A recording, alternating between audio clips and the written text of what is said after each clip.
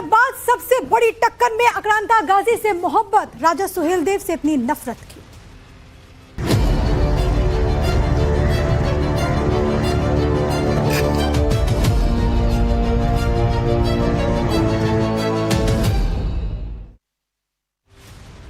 सालार मसूद गाजी के मुद्दे पर एक बार फिर से यूपी की सियासत गर्मा गई और ये सियासत कल बहराइच में दिए गए सीएम योगी के बयान के बाद और तेज हो गई।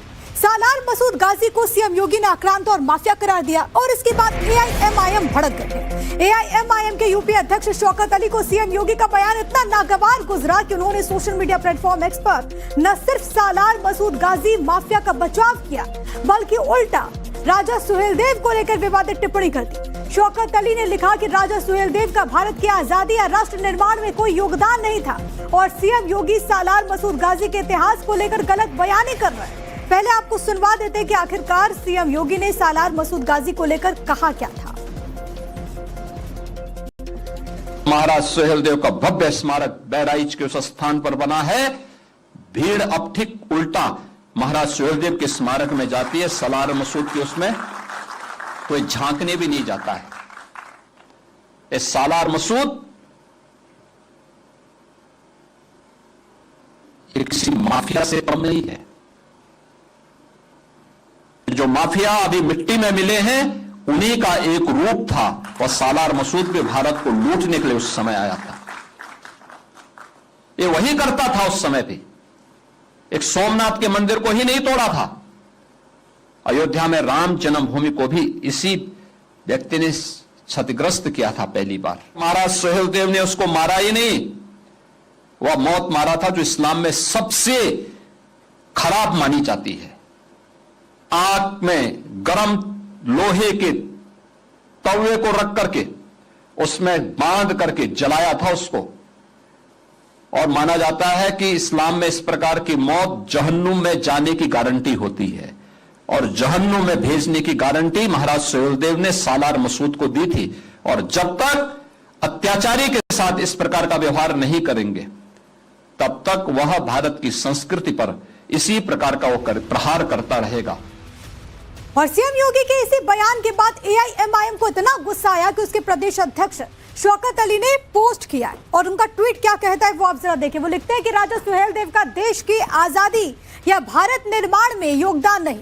इसके अलावा उन्होंने ये भी लिखा कि सालार मसूद गाजी में हिंदुओं की भी आस्था थी। सालार मसूद गाजी न तो लुटेरे और न ही आक्रांत था।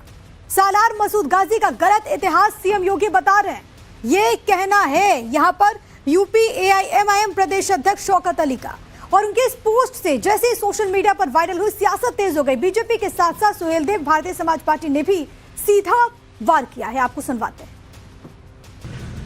एआईएमआईएम के जो प्रदेश अध्यक्ष हैं शौकत अली ने इस देश के खलनायकों को राष्ट्रनायक बताना चाहता है। उस वाहियात को इस देश के राष्ट्रनायकों के इतिहास के बारे में कुछ पता ही नहीं और ये चर्चा में आने के लिए, अपनी राजनीति चमकाने के लिए इस देश के राष्ट्रनायकों का हमेशा से अपमान जैसी बातें करता है। इसको पता अगर इतिहास के बारे में होता तो यह महमूद गजनवी के जो 17 बार आक्रमण हुआ भारत पर, वो किसके लिए किया था?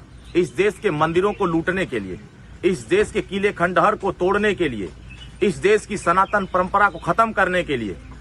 देश का सामान्य मुसलमान मुगल आक्रांताओं को अपना पूर्वज नहीं मानता है, लेकिन शौकत अली जैसे कुछ लोग खामाखा मुगल आक्रांताओं के कसीदे पढ़ रहे होते हैं। ये सच है कि सालार मसूद गाजी एक मुगल आक्रांता था जिसने बर्बरता के साथ हिंदुओं पर अत्याचार किया और महाराजा सुहेलदेव ने सालार मसूद गाजी को मटियामेट करने का काम किया।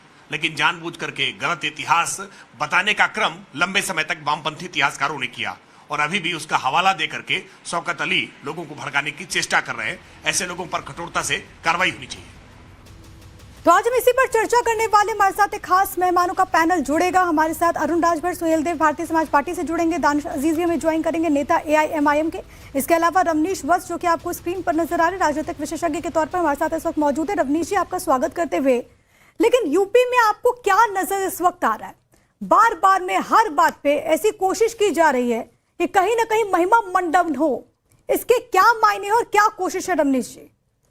देखिए, एक लंबा इतिहास रहा है। वामपंथी विचारधारा ने जिस तरह से हमारे खास करके शिक्षा जगत में कब्जा किया आजादी के बाद से, और अब तक कमोवेश जो वामपंथी जो उसी तरह के लोग जो हैं आज भी हमारे शिक्षा जगत में छुपे हुए हैं, और वो समय समय पे इस तरह के बयान जो हमारे वीर जो सपूत हैं उनके ऊपर तीखा बयान इस तरह का जारी रहता है। और बड़े शौकत अली की बात की जाए तो आज बड़े अचंभे की बात है कि जिस धरती पर महाराजा सुहेलदेव की शौर्य की गाथाएं हवा में तैरती हैं, उसी धरती पर कुछ एक लोग रजाकार वाली पार्टी एम की बात करें तो एक विदेशी लुटेरे और भारतीय आक्रांता की आरती उतारने का काम हमेशा से करते रहे हैं। और सीएम योगी आदित्यनाथ की खरी खरी बातें इन लोगों को इसलिए चुभ रही है क्योंकि रजाकारों से जुड़ा जो उन्होंने हैदराबाद में निर्दोष जो है हिंदुओं का नरसंहार किया था। और इतिहास सच है, ये शौकत अली जैसे लोगों को सुनना चाहिए कि सालार मसूद गाजी माफिया नहीं, एक बहुत बड़ा आक्रांता था। मैं इनसे पूछना चाहता हूँ कि जो मंदिरों को तोड़ने आया, जो हमारी बहन बेटियों को अस्मित लूटने आया और तलवार के दम पर मजहब थोपने आया, उसे क्या हम शांति कहेंगे? एआईएमआईएम कह रही है, शौकत अली कह रहे हैं कि सुहेलदेव कोई ऐसे योद्धा नहीं थे। उनका कहना है कि सालार गाजी के बारे में जो बातें कही जा रही पूरी तरीके से गलत है। भारत के निर्माण में राष्ट्र के लिए सुहेलदेव ने कुछ भी नहीं किया। आपका जवाब क्या होगा?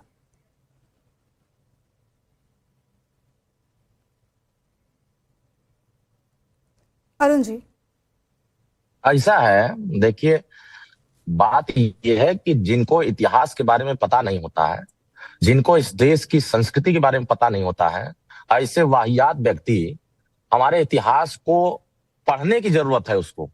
उसको इस देश में जब विदेशी आक्रांताओं का आक्रमण हो रहा था तब ये पैदा भी नहीं हुआ था, तब इनकी आकाओं को भी ये पता नहीं था कि उनका एक वीर योद्धा से मुकाबला हो जाएगा। और बहराइच के नानपारा के मैदान में राष्ट्र रक्षक महाराजा सुहेलदेव राजभर ने इन्हीं के, जिनको ये आदर्श मान रहे हैं, इनको मिट्टी में मिलाने का काम किया। और मिट्टी में मिलाने के बाद वर्षों तक उनके नाम पर वहां मेला लगाता रहा और बताता रहा कि नहीं, ये महाराजा सुहेलदेव राजभर की शौर्य गाथा की चर्चा नहीं होगी, वहां मसूद गाजी की चर्चा होगी। ये काम कराने वाले कौन थे? ये जो इनके नाम पर राजनीति करने वाले लोग हैं। भारतीय समाज पार्टी जिस दिन बनी थी, माननीय ओम प्रकाश राज ने जिस दिन आवाज उठाया और आज वो फैसला हुआ देश के प्रधानमंत्री और प्रदेश के मुख्यमंत्री ने कि अब बहराइच में मजार पर मेला नहीं लगेगा, महाराजा सुहेलदेव राजभर के नाम पर मेला लगेगा। ये इतिहासकारों ने अगर मिटाया नहीं होता, उसी मजार के नीचे सूर्य कुंड है। और मैं माननीय मुख्यमंत्री से पत्र लिख करके बताया हूं कि मजार को समाप्त करो, मिटाओ और वहीं सूर्य कुंड का जीर्णोद्धार करा करके इस देश की सनातन परंपरा को आगे बढ़ाने का काम करो। इनको गाजी से इतनी मोहब्बत क्यों है? आपको क्या लगता है, क्या कारण है? ऐसा है, देखिए ये लोग आक्रांताओं के चमचे हैं।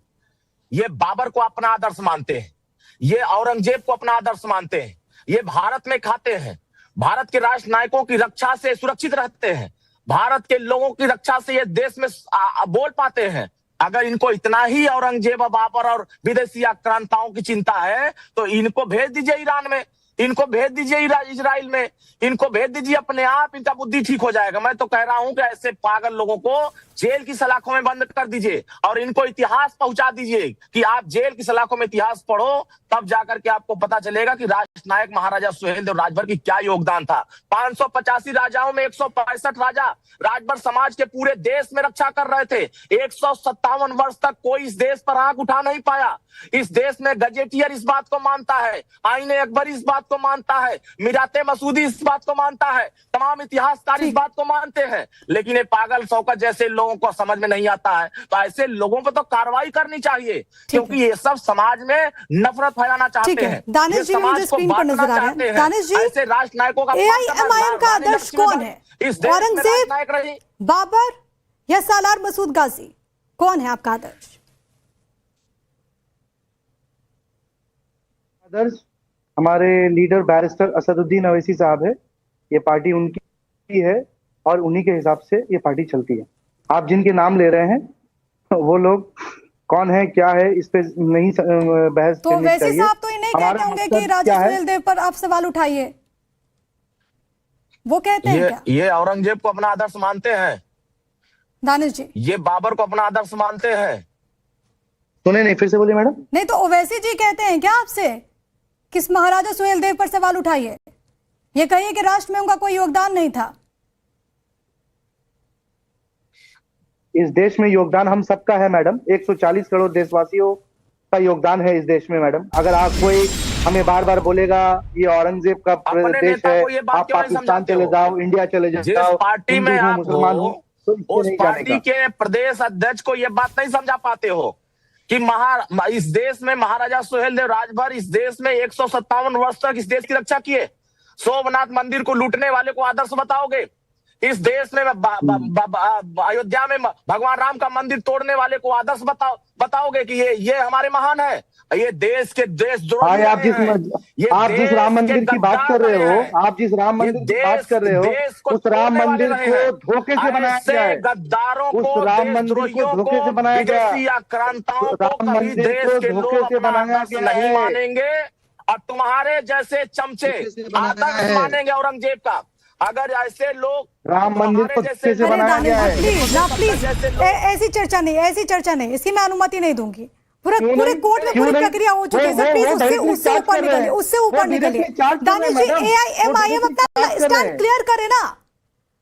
आप क्यों ऐसी चीज है, क्यों ऐसा है कि सालार मसूद गाजी से प्यार है लेकिन राजा सुहेलदेव से नफरत क्यों है? लीडर स्टैंड है, हमारा स्टैंड क्लियर है। हमारे लीडर बैरिस्टर असदुद्दीन अवैसी साहब की आदर्शों से, उनके नेतृत्व में, उनके निर्देश अनुसार हमारी पार्टी चलती है।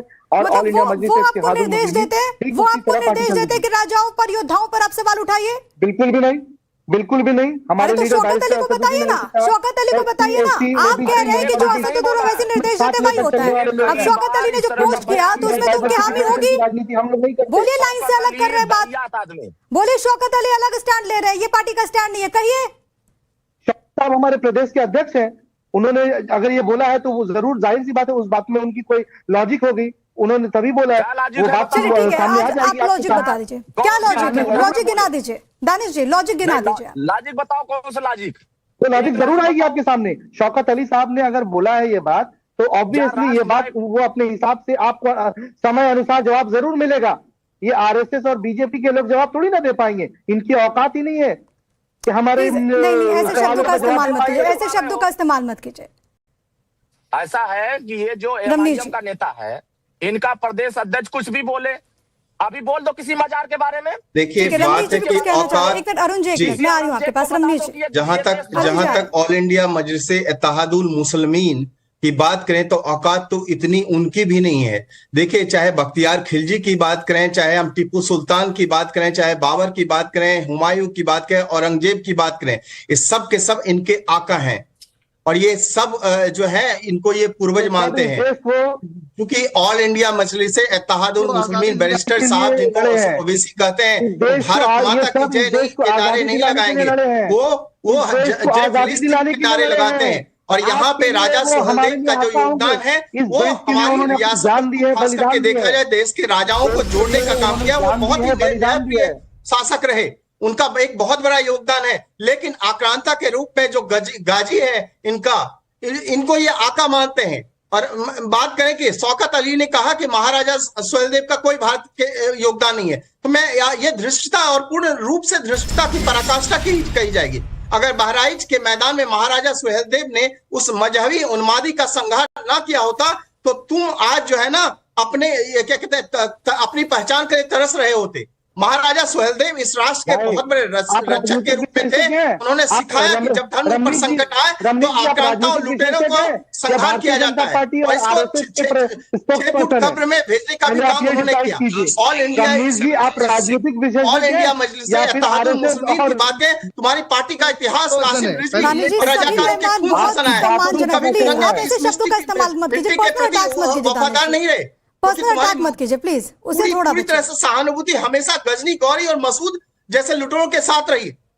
शौकत अली, तुम्हें सुनना चाहिए इस बात। ये नया भारत है, यहाँ अब आक्रांताओं का महिमा उठने नहीं चलेगा। यहाँ इतिहास बैंक की तुष्टीकरण के कलम से नहीं बल्कि सत्य के रक्त से लिखा जाएगा।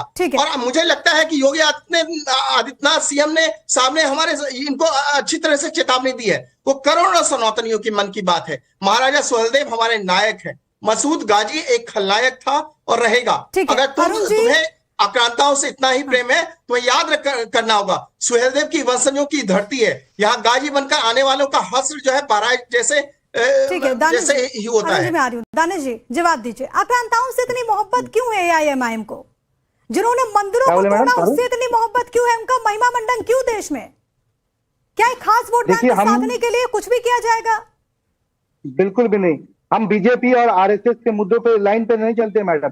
हम डिवाइड एंड रूल की पॉलिटिक्स नहीं करते हैं। हमने तो ये आजादी के वक्त हमने आजादी के वक्त आजादी में क्या योगदान है बताइए जरा। हमने आजादी के राजाकारों वाली पार्टी जो है हैदराबाद को अलग करने का प्रयास कौन किया था? इन्हीं की पार्टी, जिस पार्टी से बिलोंग करते हैं। मतलब आप कह रहे हैं कि राजा सुहेलदेव पर ऐसी बात करना ये आज भी पार्टी की सियासत नहीं करते हैं, चाहे साहब चाहे उनके भाई हो, चाहे तमाम पार्टी हो। नहीं है मैडम हम लोगों की, इनकी सर्टिफिकेट की जरूरत नहीं है। हमें इनकी सर्टिफिकेट की जरूरत नहीं है। इन लोगों ने आम जनता देती है ना, आपकी सियासत सिर्फ और सिर्फ एक धर्म विशेष के ऊपर आधारित है। आप और आपकी सियासत जो है सिर्फ बांटने की सियासत रहती है। आपकी सियासत जो रहती है विदेशी आक्रांतों को महिमा मंडन करने की सियासत रहती है। आपकी सियासत जो है सिर्फ आर्थिक उतारने की रहती है, जो कि विदेशी आक्रांता था, जो कि लुटेरा था, जो कि हमारे देश की संस्कृति जो है, आबरू जो है, इज्जत जो है, उसको लूटने का काम किया। और उसको महिमा मंडन कौन करती है? ऑल इंडिया मजलिस इत्तेहादुल मुस्लिमीन और उनकी तमाम पार्टियों के वक्ताओं को देखिए, वो सिर्फ और सिर्फ बांटने की सियासत करते हैं। क्या आप बताइए कि किसी एक विशेष धर्म विशेष की पार्टी को चलने वाले की राजनीति ये करते हैं जो कि सालार गाजी को मानते हैं? अरुण राजभर, क्या होगा आपका जवाब? जैसे देशद्रोही और लुटेरे को महाराजा सुहेलदेव राजभर ने मिट्टी में मिला दिया और वो मिट्टी वहां से उठाकर झटक दी गई, वो बह गई, जो है झील के किनारे से बह गई। अब उसमें कुछ बचा नहीं है। हमारे देश के लोगों को अकबर महान बताया गया। अगर ये महाराजा सुहेलदेव राजभर को महान, ये चरमपंथी, कट्टरपंथी, ये माओवादी विचारधारा के लोग अगर बताए होते कि इस देश में महाराजा सुहेलदेव राजभर इस देश के राष्ट्रनायक थे, तो हमारी आने वाली पीढ़ियां इसको राष्ट्रनायक मानती। इस देश में महाराजा महेंद्र प्रताप सिंह को अगर ये राष्ट्रनायक बताए होते, तो आज इस देश के लोग उनको राष्ट्रनायक आज जानते। इस देश में पृथ्वीराज चौहान को महान मानते, तो आज लोग जानते। जितने देश के महापुरुष रहे, जितने देश के राष्ट्रनायक रहे, हमारे इस देश के इतिहासकारों ने जो अंग्रेजों के साथ, मुगल बादशाहों के साथ जो चमचागिरी की, जो उनकी चापलूसी की, आज उन्हीं के कलमों के दम पर, उनके बंदूक के नोक के दम पर इतिहास को लिखना बंद कर दिया और गलत तरीके से देश के सामने प्रस्तुत कर दिया। और माननीय ओम प्रकाश राजभर और देश के सामने प्रधानमंत्री जी ने कहा, यह देश राष्ट्रनायकों के साथ आगे बढ़ेगा, न कि देश के गद्दारों के साथ आगे बढ़ेगा। अब आप देखिए, समाजवादी पार्टी औरंगजेब को कभी सर्टिफिकेट लेना पड़ेगा क्या? कभी सर्टिफिकेट लेना पड़ेगा क्या कि देश का गद्दार कौन है और देश का हमदर्द कौन है? बताते आपसे सर्टिफिकेट लेना पड़ेगा क्या? राष्ट्रनायक राजा अरुण जी, आपसे सर्टिफिकेट नहीं चाहिए कि इस देश का गद्दार कौन है और इस देश का हिमायती कौन है? आप जैसे लोग सर्टिफिकेट नहीं देंगे। अरुण जी, आप नहीं सर्टिफिकेट देंगे कि इस देश का AIMIM सर्टिफिकेट देगी? ये आप नहीं बोल सकते। किसने देश के लिए कितना किया? महाराजा सुहेलदेव ने क्या किया? क्या ये AIMIM बताएगी? महाराजा मैडम, आप टीपू सुल्तान को पोस्ट करके याद करते हैं? आप टीपू सुल्तान को क्यों नहीं याद करते हैं? मौलाना अबुल कलाम आजाद को क्यों नहीं बोलते हैं आप? तो ये अपने मौलाना अबुल कलाम आजाद को क्यों नहीं बोलते हैं आप? टीपू सुल्तान को क्यों नहीं याद करते हैं? अपने प्रदेश अध्यक्ष खान अब्दुल गफ्फार खान जी को क्यों नहीं याद करते हैं आप? कोई खान अब्दुल गफ्फार खान जो पावन लुटेरे के रूप में जाना जाता है, वही टीपू सुल्तान के रूप में जाना जाता है। रमनी जी 30 सेकंड में क्या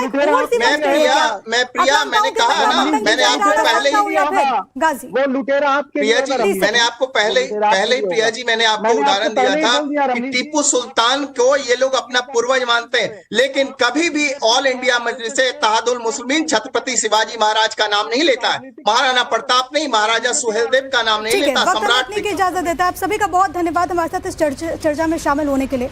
अब ये पल है जब विपक्ष को भी सोचना होगा कि वो किसका महिमा मंडन कर रहा है और किसके खिलाफ बोल रहा है। वक्त एक बहुत ही छोटे से ब्रेक का है। आप देखते रहिए टाइम्स नाउ भारत।